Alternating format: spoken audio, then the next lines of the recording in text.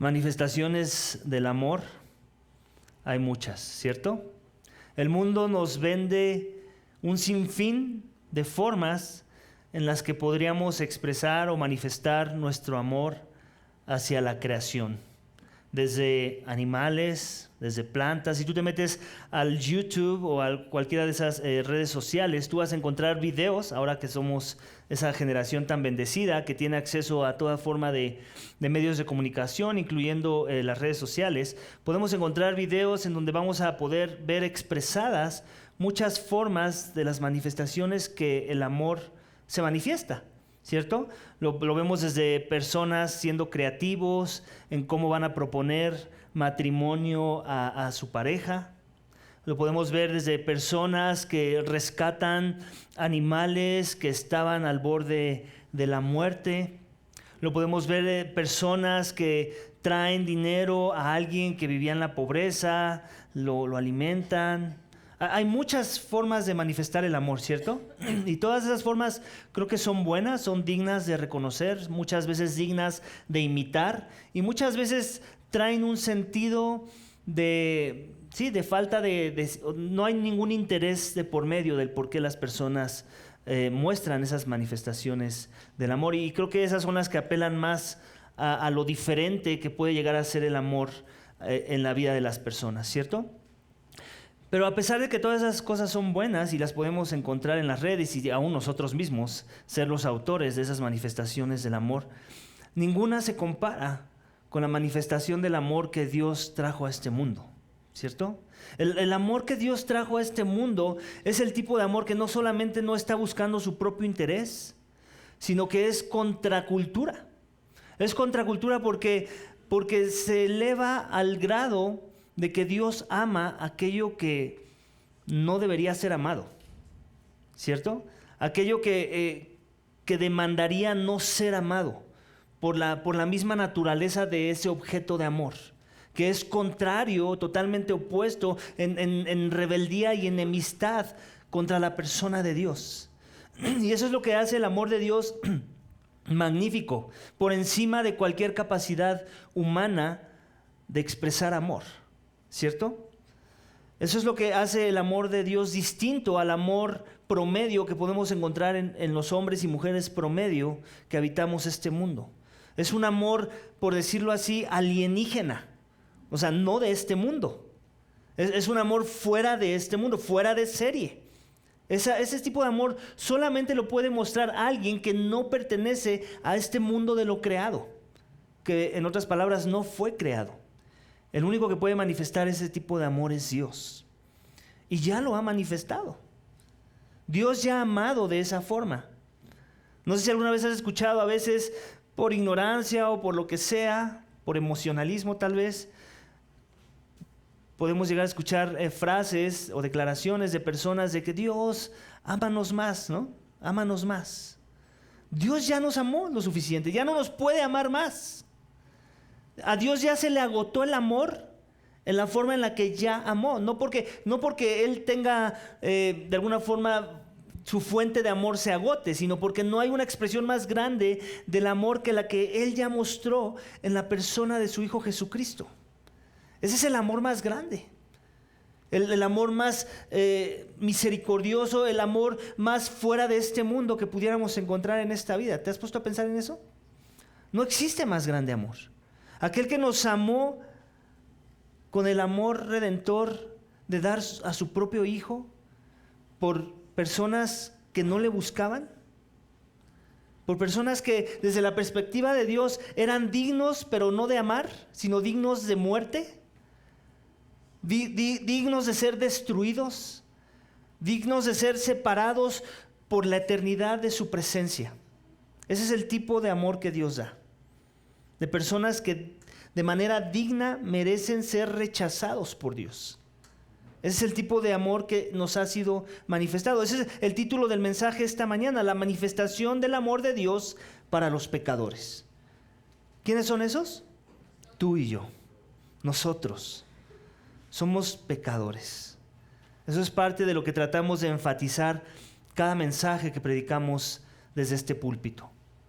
Somos pecadores, somos dignos de muerte, somos dignos de destrucción, somos dignos de ser borrados de la faz de la tierra.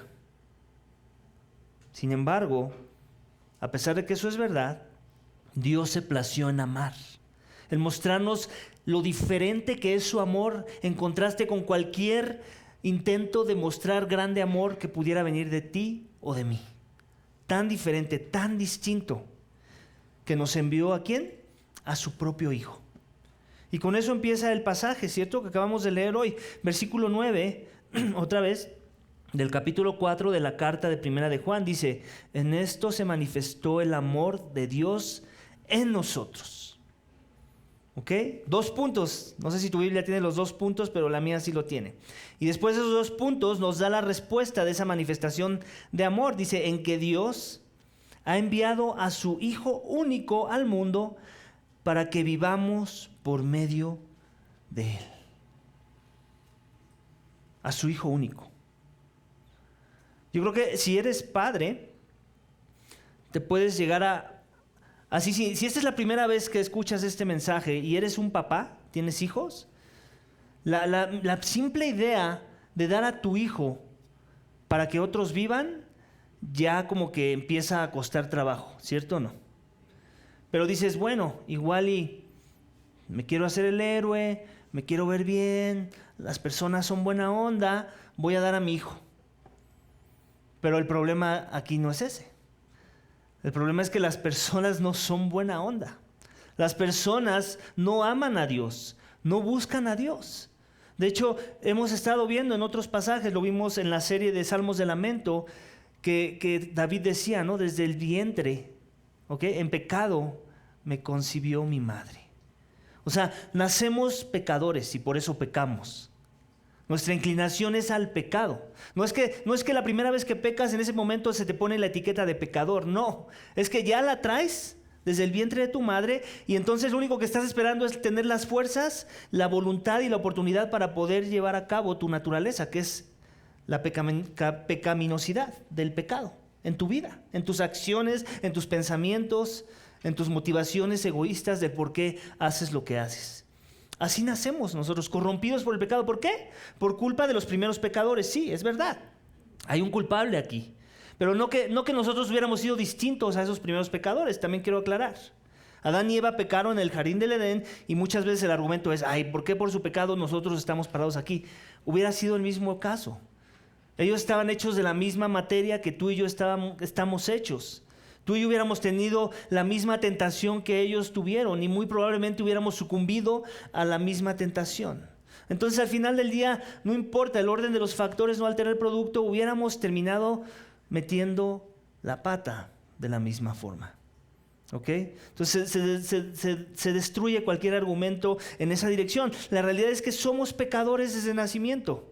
Y la prueba es en que tenemos un récord de pecado muy grande, ¿cierto? Nuestra lista de pecado es grande. Y cuando venimos y conocemos a Dios, entre más lo conocemos, nos damos cuenta qué tan grande es esa lista. No es al revés. O sea, si tal vez no sé dónde estás parado con respecto a reconocer estas verdades, pero si piensas que no eres tan pecador, es porque no conoces a Dios. Porque es hasta que conoces a Dios que te empiezas a dar cuenta de lo sucio, lo tremendamente grande que es tu pecado ante la persona de Dios. Es cuando contemplas la santidad de Dios que ves el contraste de tu falta de santidad y dices, aquí hay mucho pecado. Yo no sé cómo Dios se place en relacionarse con los hombres.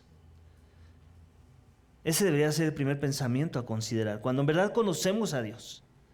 Pero después ver que aunque eso es verdad, Él se plació relacionarse con los hombres y no destruir a los hombres, no destruir a Adán y Eva, sino apartarlos de su presencia precisamente para no destruirlos. Y después no destruir a sus descendientes, sino más bien mostrarles su santidad, sus juicios, pero también su redención en ese proceso. Juicio o salvación a través del juicio, por decirlo así. Así que el primer subénfasis que vemos en el texto es precisamente esto, que Dios envió a su Hijo para que tengamos vida. En otras palabras, no había vida. Eso es lo que hay que inferir, es lo que hay que asumir de esa declaración. No había vida, y para que tengamos vida, Dios tuvo que enviar a su Hijo. En otras palabras, si no había vida, ¿qué había? Usemos un poco la lógica. Muerte, estábamos muertos. Efesios nos lo dice, por cierto, comercial, vamos a iniciar la próxima semana con la serie de Efesios, que estábamos muertos en capítulo 2 en nuestros delitos y pecados. Eso es toda persona sin Dios, sin conocimiento de Dios, muertos en nuestros delitos y pecados, siguiendo nuestras propias vanidades, nuestros propios deseos, dignos de muerte, dignos de la destrucción. Y lo único que hace la diferencia para que eso no suceda es si alguien nos da vida. Y Dios ya nos dio vida. Él nos dice en versículo 9 que en esto se manifestó el amor de Dios en nosotros, en que Dios ha enviado a su Hijo unigénito al mundo. ¿Para qué? Para que vivamos por medio de Él. ¿Te das cuenta? Hay una condicionante. No nada más lo envió para que tengan vida a todos los hombres. Tiene que ser por medio de haber creído en Él, por medio de su sacrificio, por medio de estar apartados para Él, por medio de haber descansado en Él, en su gracia, en su misericordia. La salvación no es para todo el mundo, es para el mundo de aquellos que la reciben, es para el mundo de aquellos que depositan su esperanza y fe en el Hijo. ¿Te das cuenta? Porque a veces también hay esas ideas preconcebidas, ¿cierto? Alguna vez habrás escuchado a alguien que dice, pero todos somos hijos de Dios. Eso no es verdad. La Biblia no enseña eso. La Biblia enseña que hay una condicionante y es si venimos al Hijo, aquel que fue enviado para que vivamos por medio de Él. El Hijo mismo lo dijo, ¿ok? Que Él era la vida, que Él era la luz y que nadie viene al Padre si no es a través de Él. Que tiene que ver con la misma idea. Venir al Padre es tener vida. No venir al Padre es seguir muerto. ¿Ok? No es que estás en un terreno neutral entre me acerco al Hijo, estoy un poco mejor, pero no me acerco al Hijo, no estoy tan malo. No, es que estás mal, estás en un estado de decadencia digno de muerte, porque estás muerto espiritualmente hablando. Y lo único que hace la diferencia de que eso cambie es si vienes al Hijo. Si en el Hijo encuentras tu más grande tesoro, la más grande revelación del amor de Dios. ¿Ok? Pero ninguno de nosotros merecíamos el amor. Y eso es algo de lo que vamos a seguir viendo en este pasaje. Vamos a ver el siguiente subénfasis que vamos a encontrar en la primera mitad del versículo 10. Vamos a leerlo juntos nuevamente. Dice, en esto consiste el amor. Sigue hablando de la idea del amor, ¿cierto? Primero ya nos dijo que Dios es amor en el versículo 8, que no lo leímos, pero en el 10 dice, en esto consiste el amor. No en que nosotros hayamos amado a Dios, sino en que Él nos amó a nosotros. ¿Qué quiere decir? Que su amor no depende de mi amor hacia Él. ¿Ok? Normalmente es así como funciona el amor entre los hombres, ¿cierto o no? Nosotros como que queremos ver un poquito una muestra del amor de las personas hacia nosotros, como para que entonces sí hacer el intento y tal vez hasta desbordarnos en amor hacia ellos, ¿cierto o no?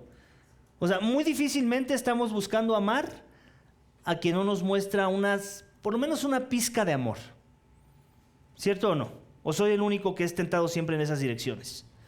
No, la realidad es que queremos ver que por lo menos alguien nos saluda, ¿cierto? Para empezar a mostrar cierto interés en esa persona y después crecer en nuestros niveles en los que podemos amar a esa persona. Normalmente queremos ver eso. De manera natural no estamos buscando a ver quién me mira feo para amarlo. No hacemos eso, ¿verdad? A ver quién me hace una cara para yo ir y abrazarlo y comprarle un café. No, te ríes porque sabes que así es, ¿verdad? Así funcionamos, seamos honestos. Nuestro amor aún en Cristo nos cuesta trabajo amar como Cristo.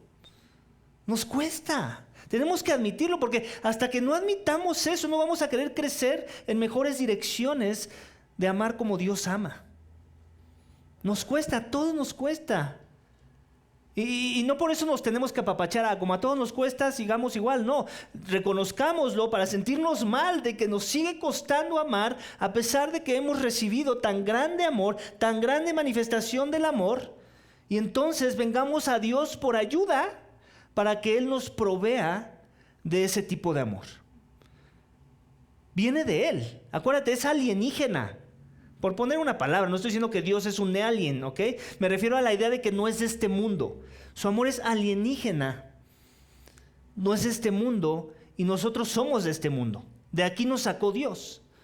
Necesitamos que nos doten de ese tipo de amor y el único que está capacitado para darnos ese tipo de empoderamiento, ese tipo de forma de amar, ¿quién es? El que ama de esa forma, el que él es amor en sí mismo. Ese es el verdadero amor. Nuestro amor ha sido, nuestras definiciones de amor, por consecuencias del pecado y de la caída, han sido corrompidas. La manifestación verdadera, genuina del amor viene de Dios. Y Él ya nos la mostró. Y nos lo dice, en esto consiste el amor. No en que nosotros hayamos amado a Dios, sino que Él nos amó a nosotros. Él nos amó primero. Si Él no nos hubiera amado, en otras palabras, si Dios no nos hubiera amado primero, nosotros nunca lo hubiéramos amado a Él. Eso es bien importante que lo tengamos en mente. Yo a veces escucho a personas que dicen, no, yo siempre he amado a Dios. Esa es una herejía casi. Ese es casi blasfemo decirlo. La Biblia no enseña eso. La Biblia enseña es que para que nosotros pudiéramos amar a Dios, Él nos tuvo que amar primero. No en que nosotros hemos amado a Dios. ¿Te das cuenta? Tal vez las personas, y quiero pensar lo mejor de esas personas cuando escucho esas declaraciones, es que no conocen la definición correcta del amor y en su propia definición piensan que han amado a Dios toda su vida, ¿cierto? O sea, en su propia definición que ellos mismos manufacturaron y crearon para que supliera su propia perspectiva del amor, sí, toda su vida han amado a Dios, pero no necesariamente que sean correctos en esa verdad. Porque el que define el amor, ¿quién es? Dios. Y es en base a esa definición que tenemos que medir nuestro amor hacia las personas y hacia Dios mismo. Y si Dios ya dijo lo que dijo, que nosotros no hayamos amado a Él, que no le hemos amado, eso es lo que hay que creer, ¿cierto? O sea, en otras palabras, tu amor y mi amor es deficiente. De manera natural, tú y yo no estamos habilitados, capacitados, iluminados lo suficiente para amar a Dios como Él es digno de ser amado. ¿Lo crees? Lo tienes que creer. Porque de otra manera no vas a poder recibir su amor. Tienes que reconocer tu bancarrota espiritual. Reconocer que no hay amor suficiente como para amar a Dios como Él es digno de ser amado en tu ser. Y es cuando reconocemos esa verdad que hay esperanza para que podamos comenzar a amar a Dios en las direcciones correctas y a su creación misma. Tenemos que reconocer nuestra bancarrota espiritual con respecto a todas las áreas espirituales de nuestra vida y eso incluye el amor mismo. Amén. Yo no sé dónde estás parado tú esta mañana con respecto a estas verdades. Me atrevo a decir que si estás siendo incomodado por estas declaraciones, es muy probablemente porque te está costando trabajo creer estas verdades. Porque tú quieres pensar, no, es que yo sí he amado. No, es que yo he visto cuando las personas me han agradecido por esa expresión del amor que hice en el pasado o que estoy haciendo en el presente, no lo sé. Ha sido un amor deficiente, lo tienes que escuchar cómo va. No es el amor como Dios lo definiría. Porque el amor de Dios no es de este mundo. Y nosotros no podemos amar a Dios como Él es digno de ser amado. ¿Amén? Entonces, eso parece como malas noticias, ¿no? Pero al final no lo es, porque dicen, esto consiste en amor, no que nosotros hayamos amado a Dios, sino que Él nos amó a nosotros. Entonces, a pesar de que vivimos en una condición de no poderle amar a Él, Él decidió amar de todas formas. ¿Ok? En Romanos, me gusta uno de esos versículos que habla mucho en esa dirección, es Romanos 5:8, te lo voy a leer, que dice así. Dice, pero Dios demuestra su amor para con nosotros en que aun siendo pecadores, Cristo murió por nosotros. ¿Te das cuenta? Tiene que ver un poco con la misma idea, ¿cierto? Aún yo estando en una condición pecaminosa, Dios envía a su Hijo. Dios me ama mostrándome el más grande amor que pudo haber sido mostrado y expresado para personas como nosotros, que no amábamos a Dios. Aún siendo pecadores, ¿te das cuenta? Esto es algo bien importante de entender. Por eso muchas personas no pueden venir a la gracia y descansar en la gracia, porque piensan que hay algo que ellos tienen que hacer para ser amados por Dios, ¿cierto o no? Entonces les cuesta trabajo, luchan con la idea de que Dios simplemente los acepte así como son, ¿cierto o no? Tal vez tú eres uno de ellos que te costó trabajo entender la gracia porque no podías concebir que Dios te aceptaba así, sucio como eres, así con tus defectos, así con tus pecados, con tus inclinaciones a la carne y a cosas malas. Pero eso es lo que distingue el amor de Dios, que Él sí puede amar a ese tipo de persona que es contrario a su propia naturaleza, y nos lo dice. Aún siendo pecadores, Cristo murió por nosotros. Entonces, en otras palabras, Dios vino a morir por aquel que se reconoce como un pecador. Te tienes que reconocer como un pecador, te tienes que declarar pecador. Si te declaras menos que eso y digno de muerte, muerto en tus delitos y pecados, la salvación no puede ser parte de tu vida. ¿Ok? Claro, no estoy tratando de decir que Dios te salva y te deja en ese estado. Una vez que Dios inicia una buena obra en ti, te santifica, ¿cierto? Te conforma a la imagen de Cristo. Comienza a vertir su amor y las manifestaciones de su amor en tu persona. ¿Para qué? Para que tú seas como Él es, para que le imites, para que reflejes su carácter en las dinámicas del amor. Defectuoso, claro va a ser. Insuficiente, siempre va a ser. Pero lo vas a poder empezar a manifestar. ¿Por qué? Porque Dios no nada más te salva de la ira, no nada más te salva del castigo eterno, sino también te salva de ti mismo. Te salva de tus malas obras o de tus ineficientes formas de amar, para que puedas comenzar a amar de manera correcta a las personas, de manera desinteresada, aunque puedas llegar a amar a tus enemigos, con lo difícil que esto pueda llegar a ser. Solo un cristiano puede amar a sus enemigos en verdad. ¿Sabías eso? A menos que no seas un cristiano, un redimido, alguien que el Espíritu Santo de Dios se ha empoderado en nosotros, y ahora como consecuencia el Espíritu Santo que mora en nosotros se manifiesta a través de nosotros. Si no eres un hijo de Dios en esas formas, tú no puedes amar a nadie de manera genuina, y mucho menos a tus enemigos. ¿Cierto o no? Porque eso es contrario a nuestra naturaleza. Nuestra naturaleza es egoísta. Nuestra naturaleza es de que me haces, me la pagas. ¿Cierto o no? La única forma en la que podemos comenzar a manifestar el amor de Dios es si somos de Él, si nos hemos rendido a Él, si el Espíritu Santo de Dios mora en nuestros corazones. Ese mismo Espíritu Santo que nos avivó a ver las verdades del amor es el mismo Espíritu Santo que ahora nos empodera para amar a otros de maneras que no son de este mundo. Amén. Su amor no depende de mi amor hacia Él. Eso lo tenemos que entender muy claramente, aún ya estando en el Evangelio.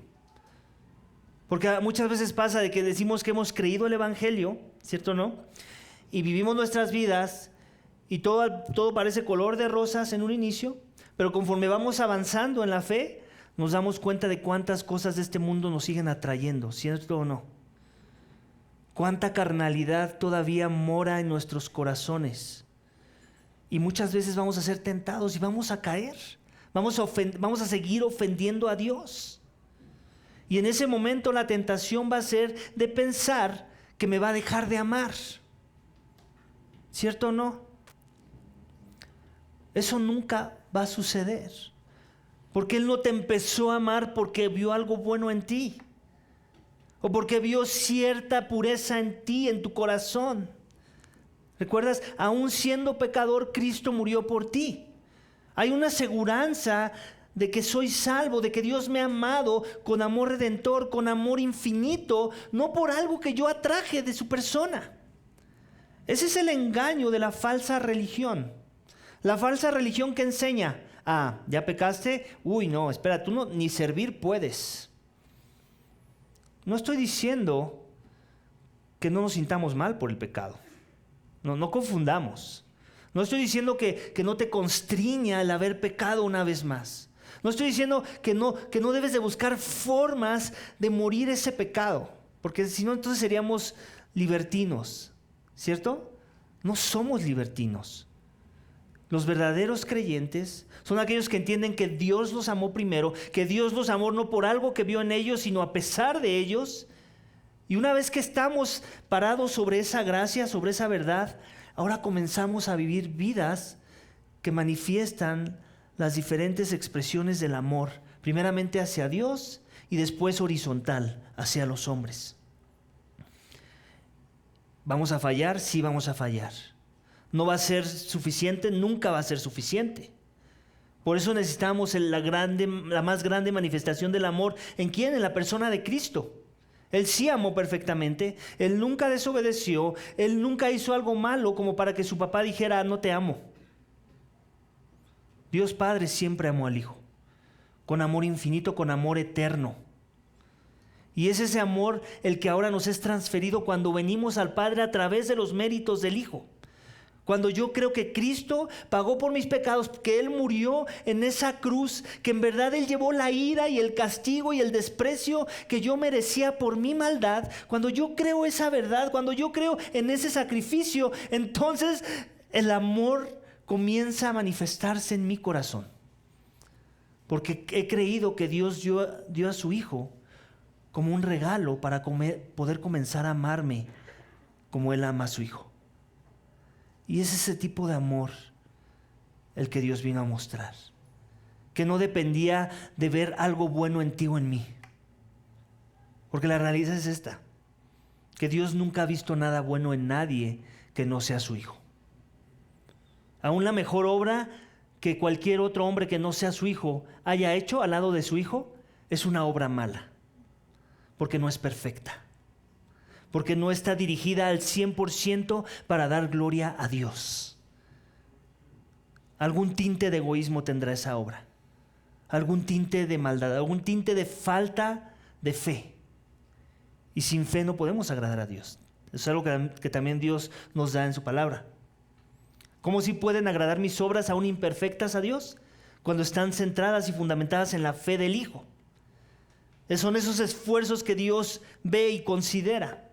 No porque sean suficientes, otra vez, sino porque el Hijo los hace suficientes. El Hijo los respalda. El Hijo es el que les da vida a esas obras. Y es por eso que no desmayamos y podemos seguir avanzando en nuestros intentos de amar y de ser humildes y de considerar a otros antes que a nosotros, porque vamos a ser siempre imperfectos, sí lo vamos a hacer, pero la obra del Hijo nos respalda. Y Dios nunca me va a dejar de amar, porque Él me ama a través de su Hijo. Y eso es suficiente para que yo persevere en mi fe. En el momento que yo empiezo a creer que Dios me deja de amar por algo que no hice bien, o que me va a amar más por algo que hice mejor de lo que hice ayer, en ese momento he quitado mis pies de la gracia y los he puesto en la salvación por obras. Yo no sé qué salvación has creído tú esta mañana, o cuántos años lleves en el cristianismo. Pero si vives en ese trajín de vivir culpable, de vivir miserable, de vivir con miedos, de pensar que hoy te ama Dios un poco menos por eso que no hiciste bien, o eso que dejaste de hacer, o eso que hiciste muy mal, es porque tú no estás parado en la gracia. Otra vez, no quiero remover la idea de que hay que sentirnos mal por nuestro pecado, porque es parte de la gracia que Dios ocupa para guiarnos al arrepentimiento. Pero son dos cosas muy distintas entre siéntete mal o quédate ahí en tu miseria, con la carga de tu pecado, sin que alguien la haya llevado por ti. Así que espero esto sean buenas noticias para ti esta mañana. Dios te amó a pesar de ti. Dios te amó no por nada que vio en ti, sino porque nada vio en ti y todo lo vio en Él. Y su amor fue suficiente para poderte amar a pesar de lo que eras, a pesar de lo que yo era. De forma que su amor no depende de mi amor hacia Él. Amén. ¿Eso te anima, iglesia? No sé tú, pero a mí me anima. Esas son de las verdades simples del Evangelio que más me animan en mi fe. saber que no depende de mí. Y eso no me derrota, ¿eh? Eso muchas veces ese es el engaño de los que no saben enseñar el evangelio, que piensan, no, es que si yo enseño mucho esto, la gente va a pensar que la fe se trata de quedarse con los brazos cruzados y no hacer nada. No, aquellos que tienen el Espíritu, aquellos que en verdad entienden estas verdades y que las viven y que las han recibido de corazón, van a querer vivir para Dios. No se van a quedar cómodos en medio de su pecado. Por eso es que hay que predicar estas verdades, porque aquellos que en verdad han sido avivados no van a ser neutrales a estas verdades. No las van a tomar como una licencia para el pecado. Van a querer vivir la santidad, van a querer vivir las implicaciones de haber creído el evangelio mismo. Amén. Y mi esperanza es que uno de ellos eres tú.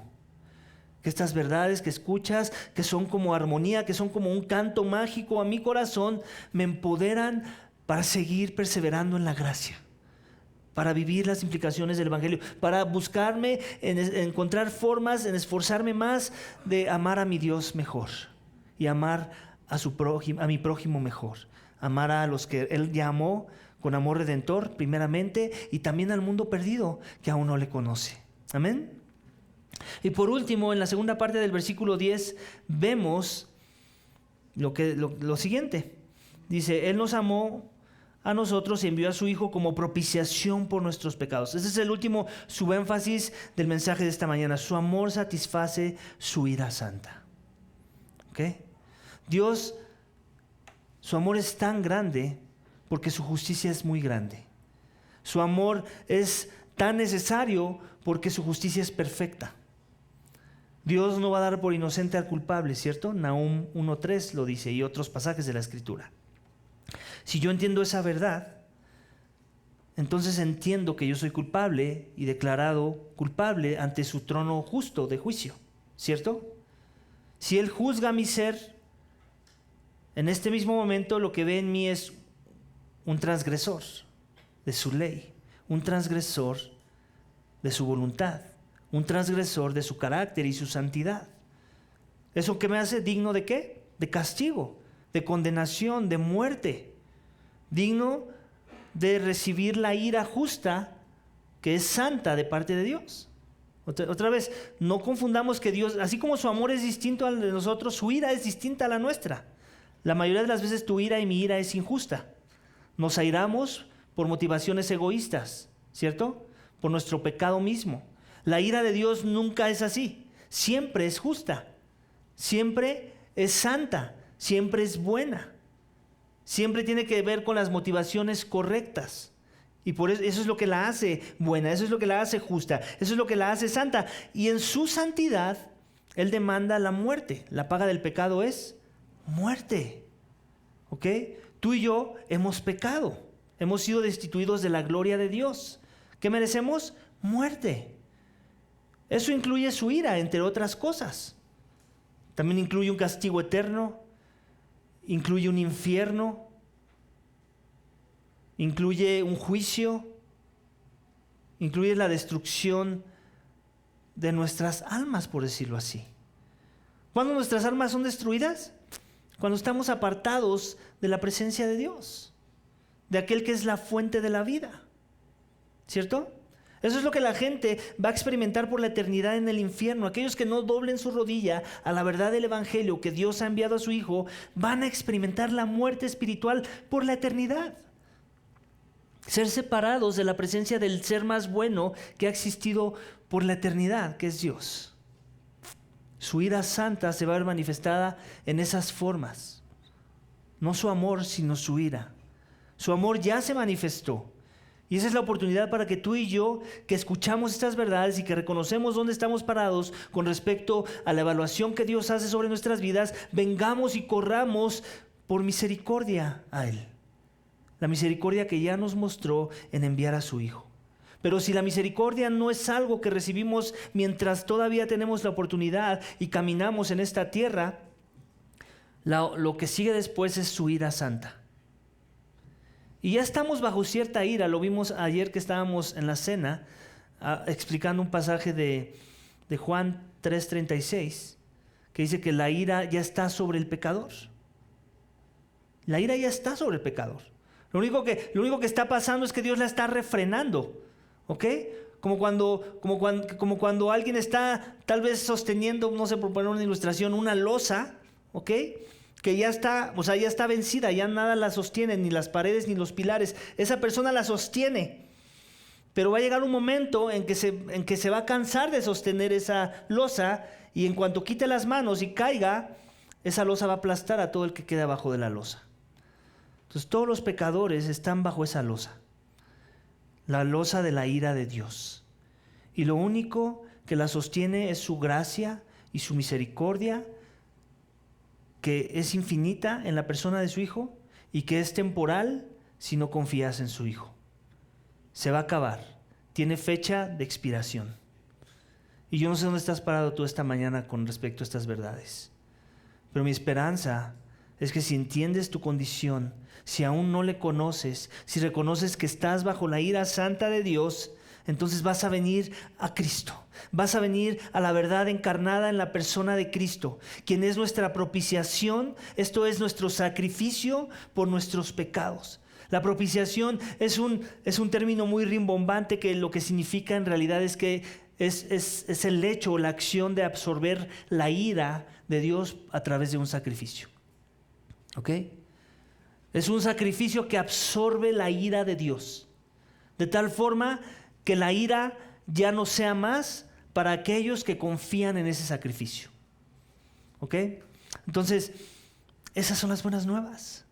Ese es el Evangelio. Si esta es la primera vez que lo escuchas, esto es lo más importante que tienes que escuchar del mensaje de hoy. Que para que la ira sea removida, tú tienes que voltear a ver el amor de Dios en ese sacrificio que Él dio a su propio Hijo, para que todo aquel que crea en Él no se pierda, mas tenga vida eterna. Cristo murió por los pecadores en una cruz, y murió no nada más para salvarlos, sino para que ahora esos pecadores vivan para Dios. De forma que tu vida puede ser transformada esta mañana. Si aún no conoces a Jesús, lo primero que tienes que hacer es reconocer tu pecado, arrepentirte de tu pecado, reconocer que merecías la ira justa de Dios y que puedes escapar esa ira justa por medio de un sacrificio, la propiciación que absorbe la ira de Dios por medio de su Hijo, que lleva la ira en tu lugar y en mi lugar. Ese es el más grande amor que Dios nos pudo haber mostrado. ¿Por qué? Por nuestros pecados. Alguien tiene que lidiar con tu pecado y con mi pecado. Y si vas a ser tú, tendrá que ser una eternidad en el infierno. Pero si vas a dejar que sea Jesús, Él ya lo hizo en esa cruz. Lo único que tienes que hacer es recibir esa verdad en tu vida, creerla y nunca dejarla de creer. Nunca empezar a creer que hay algo más que tienes que hacer para que Dios te ame y te muestre su favor. Cristo ya lo hizo todo por ti. Lo único que tienes que hacer es humillarte ante esa declaración de que el Hijo dio su vida por pecadores y que entre los cuales tú te encuentras, y que solamente a través de su sacrificio, de su amor redentor en esa cruz, tú puedes ser salvo de la ira santa de un Dios airado por el pecado. Ese es el Evangelio, eso es lo que celebramos cada Navidad, que Dios envió a un niño que se hizo hombre, que vivió la vida perfecta que tú y yo no pudimos vivir, que padeció el castigo que tú y yo merecíamos y que fue resucitado el tercer día como prueba de que Él fue el sacrificio perfecto que recibió el Padre, en donde Él venció la muerte y el poder del pecado en los corazones de aquellos que le buscan y que le aman en sus términos y para su gloria. Amén. Así que la manifestación del amor de Dios para los pecadores es clara, es evidente, es alienígena, no procede de los hombres, y la única forma en la que tú y yo pudimos haber amado a Dios es porque Él nos amó primero. Amén, iglesia. Y esa es la verdad que nos da ánimo y nos ayuda a querer seguir celebrando el resto de lo que queda de estas fechas navideñas. Es lo que nos va a dar motivaciones correctas para seguir celebrando los años venideros esta misma verdad, la cual nunca nos vamos a cansar de predicar, porque eso es todo lo que hay que predicar, que Cristo murió por los pecadores, de los cuales nosotros somos los primeros. Amén, iglesia. Vamos a orar. Padre, te damos gracias. Gracias por esta revelación. Gracias por el mensaje de salvación en la obra de tu Hijo Jesucristo. Gracias porque nosotros no te buscábamos, pero tú nos buscaste a nosotros. Gracias porque nosotros no considerábamos las formas correctas del amor y tú nos la mostraste en el sacrificio perfecto de aquel que nos amó incondicionalmente. Nos amó no por nosotros, sino a pesar de nosotros. No por algo que hicimos, estemos haciendo o vayamos a hacer, sino por algo que sale de Él, que Él le plació hacer, amar a sucios pecadores a los cuales Él iba a salvar, a redimir, a santificar y un día a glorificar en aquel día. Cuando tú regreses, cuando Cristo regrese, ya no más como un cordero para el sacrificio llevando la ira, sino como un león rugiente para desatar su justicia y su ira contra todo aquel que no dobló su rodilla. Señor, yo no sé dónde están parados muchos de los que están aquí sentados hoy.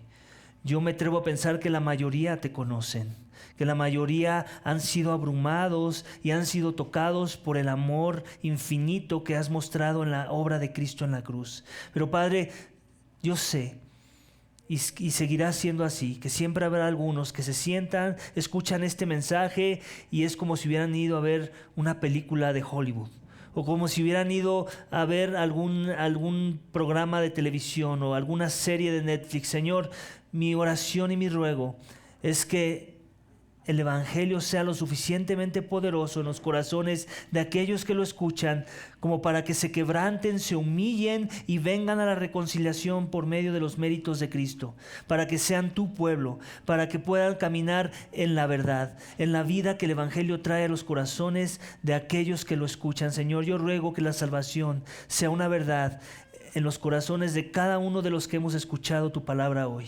Y que como consecuencia de que eso es una realidad, ahora todos aquí podamos vivir para gloria tuya, buscándote y sometiéndonos a tus mandamientos, a tu voluntad, para gloria de tu nombre. Todo esto te pedimos y te damos gracias. En el nombre de tu Hijo amado, Cristo Jesús. Amén. Amén, iglesia.